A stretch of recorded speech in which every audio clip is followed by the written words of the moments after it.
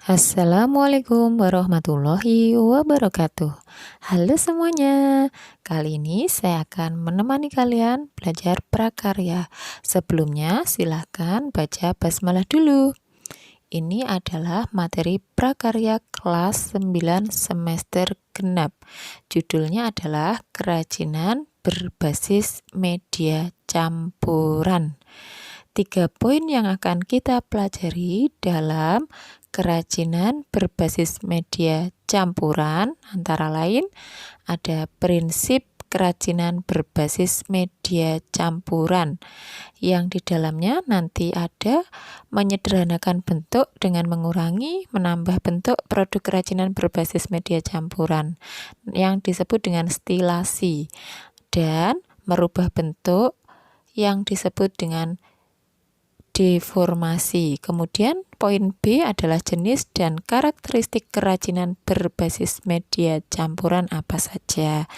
Dan yang C, produk dan proses kerajinan berbasis media campuran akan kita bahas di video berikutnya. Jadi yang saya bahas di video ini hanya 2 poin, yang A dan yang B saja. Pengenalan kerajinan dengan berbagai media campuran. Nah, perhatikan gambar. Sebagai bangsa Indonesia, kita terdiri dari berbagai macam-macam suku budaya yang berbeda.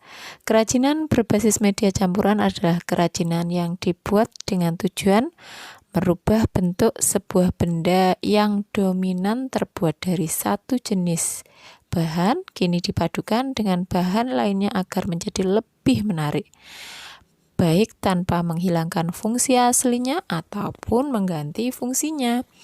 Bahan yang digunakan dapat berupa bahan alam dengan alam atau bahan buatan dengan bahan buatan. Dapat pula terdiri dari bahan alam dan buatan. Pada prinsipnya adalah kerajinan yang dibuat dengan media campuran dapat memperindah penampilan, bentuk, warna, tekstur, dan volume dari sebuah kerajinan. Dengan demikian, nilai kualitas dari kerajinan ini pun meningkat. Hal ini dikarenakan menggunakan bahan media campuran. Harus mengenal karakteristik bahan masing-masing sehingga lebih sulit dilakukan.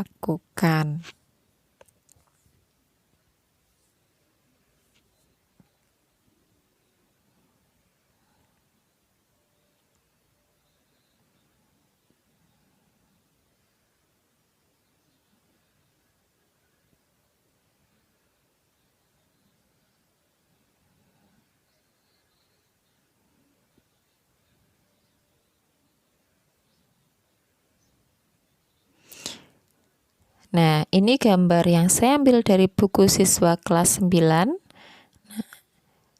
Kemudian kita harus tahu ya bahwa kerajinan berbasis media campuran banyak dilakukan oleh pengrajin. Tahukah kamu apa maksud dari pembuatan kerajinan yang dibuat dengan strategi perubahan seperti menggunakan bahan berbasis media campuran? Beberapa alasan yang dapat dikemukakan adalah 1. Adanya kekurangan bahan baku atau memanfaatkan bahan baku yang tidak banyak jumlahnya. 2. Menghindari bentuk yang monoton. Yang ketiga, meningkatkan estetika pada tampilan produk. Dan yang keempat, lebih terlihat modern karena dapat disukai oleh semua kalangan.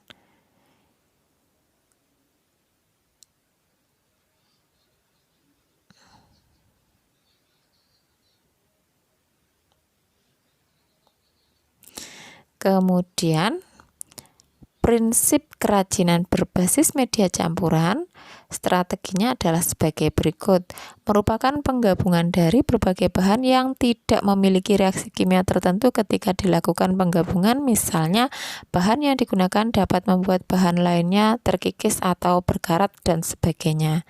Dan bahan yang digunakan terdiri dari berbagai jenis, tidak hanya satu saja, melainkan lebih dari satu, dapat 2, 3, atau lebih. Dan bahan yang Bahan dapat terdiri dari bahan homogen atau heterogen. Misalnya bahan alam dengan bahan alam, bahan buatan dengan bahan buatan, dapat pula bahan alam dengan buatan. Tidak terjadi perubahan fisik pada salah satu bahan yang digabungkan. Misalnya terjadi lelehan setelah direkatkan dan sebagainya. Masing-masing bahan memiliki karakteristik sendiri yang saling mendukung terwujudnya keindahan atau estetika dari sebuah produk kerajinan yang dibuat. Dan yang terakhir, penggabungan bahan yang dilakukan harus dapat menyatu dengan bahan lainnya sehingga terjadi kesatuan yang harmonisasi. Di bawah ini beberapa petunjuk sebelum melakukan perencanaan produk agar tercipta bentuk produk kerajinan berbasis media campuran yang unik dan artistik. Yang pertama, menyederhanakan bentuk dengan mengurangi atau menambah bentuk produk kerajinan berbasis media campuran yang disebut dengan stilasi. Nah, ini contohnya. Hiasan kepala penari Bali ini ya. Kemudian kerajinan ini terbuat dari logam kuningan agar kuat dan diberi penyangga besi agar terlihat monumental dengan kayu sebagai alas. Yang juga berguna untuk menambah daya tarik hiasan ruang. Proses menggayakan bentuk nampak pada bagian tiang penyangga dan fungsinya selain sebagai hiasan, produk ini dapat juga dijadikan sebagai kap lampu. Ini ya, kerang yang dipadukan dengan logam. Kemudian yang kedua, merubah bentuk produk kerajinan berbasis media campuran atau disebut dengan deformasi. Di situ ada gambar 1 dan 2. Yang gambar pertama itu ya dari kayu, yang kedua itu deformasi diartikan sebagai perubahan bentuk yang terjadi secara permanen. Perubahan bentuk ini harus diimbangi dengan pengetahuan tentang objek atau produk asalnya agar perubahan yang diharapkan dapat terlihat. Jenis dan karakteristik kerajinan berbasis media campuran. Di antaranya ada batu, logam, plastik, kayu, dan keramik. Nah, ini contoh bebatuan ya, berwarna-warni. Batu terdiri dari batu permata atau batu mulia dan juga ada batu akik. Batu permata mempunyai nama mulai dari huruf A sampai Z yang diklasifikasikan menurut kekerasannya yang dikenal dengan skala Mohs dari 1 sampai 10. Permata yang paling diminati di dunia adalah yang berkristal. Selain jenis batu mulia seperti berlian, zamrud, rubi, dan safir. Batu-batu akik jenis anggur seperti biru, langit, bungur, atau kecubung yang berasal dari Tanjung Bintang, Lampung saat ini banyak diburu oleh kolektor. Nah, berikut ini aneka bentuk, tekstur, dan warna batu yang menarik dapat dipadukan dengan berbagai bahan lainnya seperti kayu, logam. Kalau yang dicontoh ini adalah batu dengan kayu dan batu dengan logam. Yang A batu dengan kayu dan yang B batu dengan logam.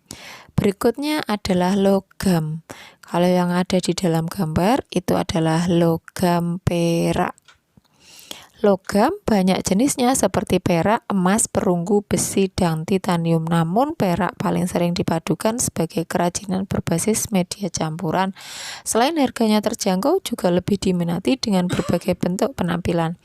Logam dapat dipadukan dengan berbagai bahan lainnya seperti kayu, kerang, batu, dan lainnya. Proses pengecatan atau planting pada logam biasanya merupakan langkah-langkah terbaik untuk mencegah korosi. Berikut hasil produk dari bahan baku logam. Yang pertama logam dengan kayu, logam dengan batu, dan itu. Berikutnya ada plastik. Plastik banyak jenisnya seperti botol, kantong, gelas, perabot dapur, perabot rumah tangga, dan lainnya. Namun, botol paling sering dipadukan dengan kerajinan berbasis media campuran. Selain memiliki permukaan yang cukup keras, juga lebih diminati karena mudah dibentuk. Plastik memiliki sifat ada yang dapat didaur ulang dengan pemanasan kembali seperti plastik botol dan kantong.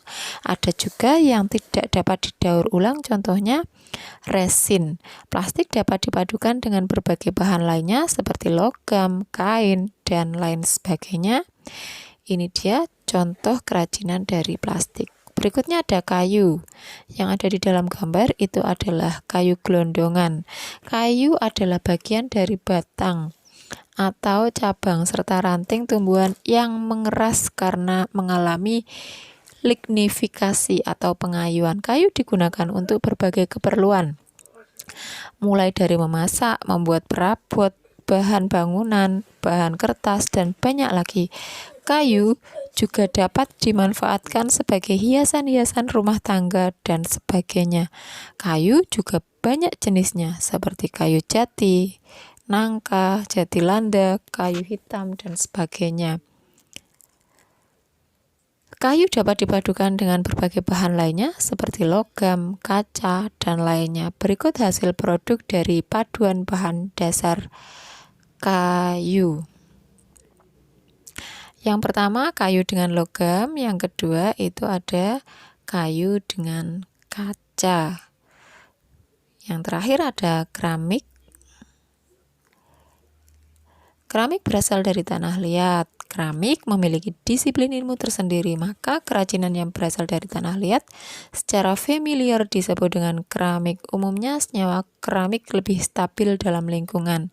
Bahan baku keramik yang umum dipakai adalah feldspar, balkley, kuarsa, kaolin, dan air. Sifat keramik sangat ditentukan oleh struktur kristal, komposisi kimia, dan mineral bawaan tanahnya.